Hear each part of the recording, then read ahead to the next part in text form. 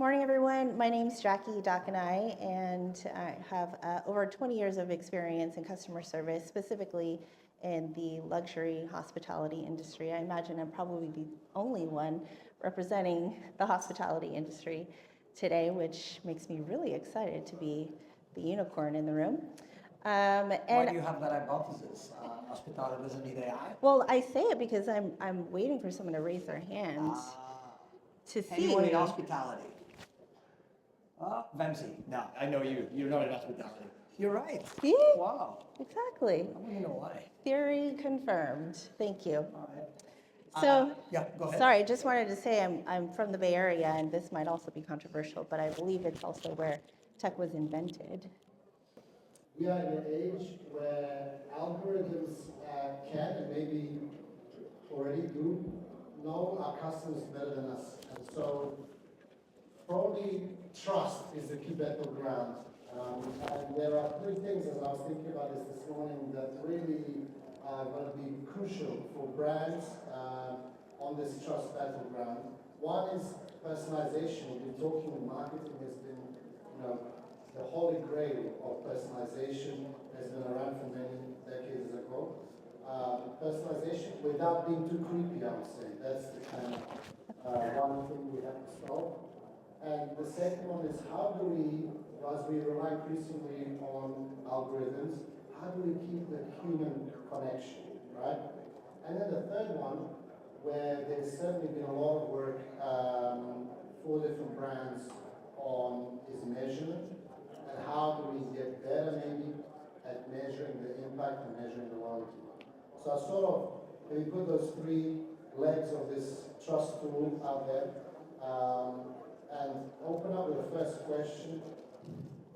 Maybe Jackie can kick us off, which is around how do you see the space of loyalty changing now that we are in this algorithm? Well, one thing that I want to say just to set the stage is in hospitality and customer service, majority of who work in the industry are operators. So they have an operator mindset. They are reactive. Their mindset is to just please everyone, do whatever the customer wants. And so oftentimes they'll use data and they'll use AI to get answers, but there's a gap between the actual critical thinking and the execution. Or there's very limited execution, and so they miss the step of actually validating what AI has to say. So an example could be that they use AI to plan some sort of experience and they haven't experienced themselves. That's also another really common way of making sure that we validate what we're suggesting and what we're doing for a guest is actually what it says on paper or on screen. So I think that's a really important step.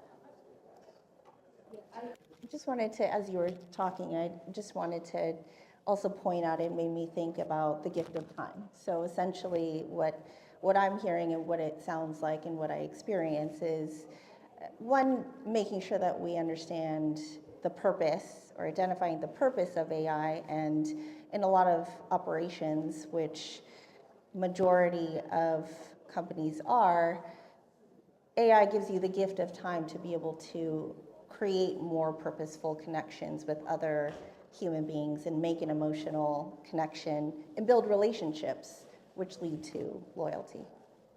Fantastic. So I think this kind of message of unlocking time, then I guess leads to the question of what do you do with it? How do you know where to invest this time? Of course, there is a kind of the example of spending additional time on the call, which is fantastic. But one topic we hear everywhere is the topic of data, and maybe I'll move us on to that. How do you see now data playing a role in loyalty and maybe informing, okay, now that we have this time, where do we focus it? Where do we focus its additional resources? It's a journey.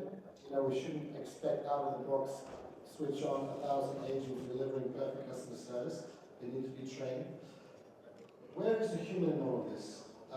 What happens, again, with hospitality, the human connection is deeply sought after. But where is the human? Where does it leave the human in loyalty and retention? Well, I think it's everything is deeply psychological, and just like with any employee culture, it's also managing expectations, and as you said, building a culture where the expectation is AI is not to replace humanity or answer 100% of your problems. It's to enhance it, and it's not intended to be a crutch, but it's intended to be a tool to help you along the path to getting answers, not necessarily to solve the world's problems. If that were the case, then we would have solved all the world's problems already. You mentioned early loyalty programs, and maybe I use this as a great segue. It's as if we rehearsed this. At the first level, we talk a lot of programs, and there's probably a general question around, okay, how is that changing? But there is this other, we've talked about AI on the side of the business. There's also AI on the side of the customer, and therefore, we are entering a world where the loyalty is a loyalty of the agent, not necessarily, I think you mentioned it at the start. So how do you see loyalty programs? What is, in your experience, is that going to be driving different behaviors by customers? Is it going to be easier to have better loyalty programs that actually drive value for both the business and the customer? To be dynamic, and at a very basic level, asking people, what brought you to this hotel, to my hotel? Oh, ChatGPT told me this is where I should go. This is the hotel I should go to. This is the city that I should visit. And it's simple, easy. And then you have people who are very dedicated and loyal based on loyalty programs and the benefits that they'll receive from it. And in my experience, those loyalty programs are very simple, very easy to translate and to use the benefits. I find loyalty programs in the customer service industry vary. Some are way too complex, and they're just unnecessarily, and they deter people from using them, which then causes people to just go to ChatGPT, and it simplifies for them where to go and what exactly to do. Yeah, it's interesting. As loyalty programs That's the reality. Try to gamify the customer, and now we have the customer has the ultimate chess master on their side. And wait until agents start tracking it. Yeah. So they will be able to actually deal with gamifying the agents. I think it also varies based on demographic. Yeah. It's although AI has been creating more access for the people, for all people, I think it still continues to vary depending on demographic. If you have access to and you have privilege to be able to stay at a Fairmont or a Ritz-Carlton or a Four Seasons pretty consistently, and you know what to expect, then that is a very different mindset than someone who is asking ChatGPT for the best hostels and the best hole in the walls to eat at. Maybe that's a nice. The next question I have for you is about how do you even measure success? Retention, quality. Of course, often the metric is still the returning customers or how you retain, etc. But what other metrics are you looking at? What other metrics, whether it's on the loyalty program, whether it's on behaviors, now that we have algorithms on this data?